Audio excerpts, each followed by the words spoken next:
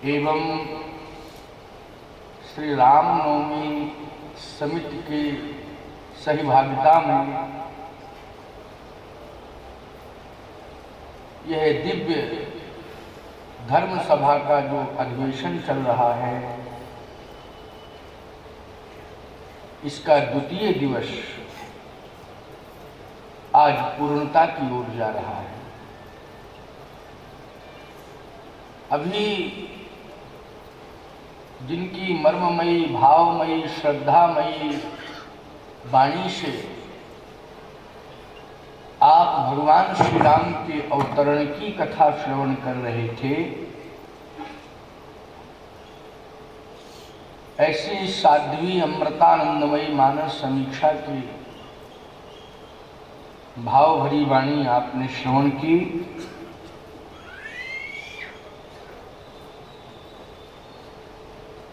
निश्चित रूप से प्रेम की प्रधानता जीवन में होनी चाहिए। परमात्मा प्रेम स्वरूप है और उसे प्राप्त करने के लिए प्रेम की प्रधानता होनी चाहिए। भगवान को प्राप्त करने के लिए आदि जगतगुरु भगवान ने कहा, सर्वे प्रपत्तेरधिकारिणो मतः। आदि जगतगुरु भगवान कहते हैं कि शरणागति जो भी प्राप्त करना चाहें वो भेदभाव छोड़ करके मेरे पास आ जाएं और मेरी शरण में आ जाएं तो मैं उन्हें स्वीकार कर लूंगा, भेदभाव छोड़ करके। तो आदि जगतगुरु कौन है? ये भगवान ही हैं और भगवान का भी यही कहना है कि भेदभाव छोड़ करके मेरे पास आ जाओ तो मैं तुम्हें स्वीकार कर लूंगा। अब तुलसीदास जी ने रामचरितमानस में क्या लिखा? निर्मल मन जन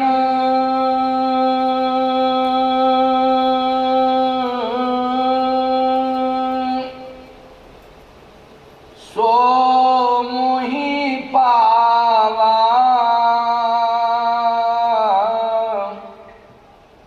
ओ मोहि कपट छल छिद्र न भावा।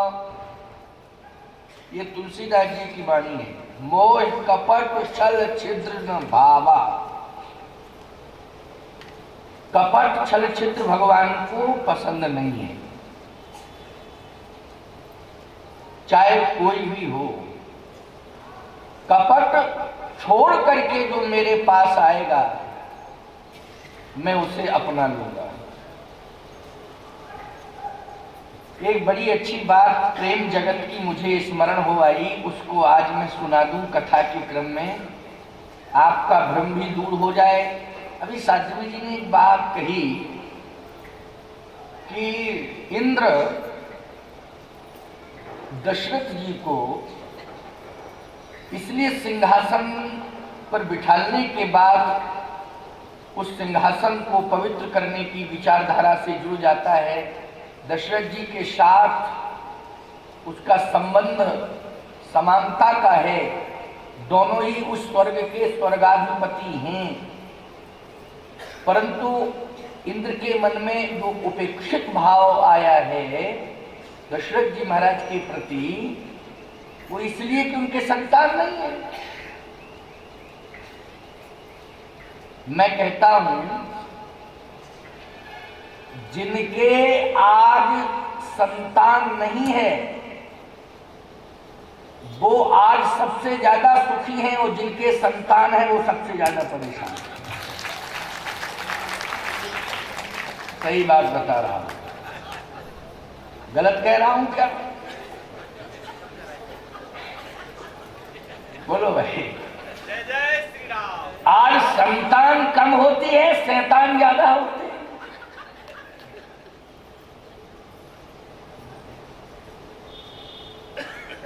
एक मैं शास्त्र से समाधान दे रहा हूं, जिनके संतान नहीं है वो दुखी ना हो।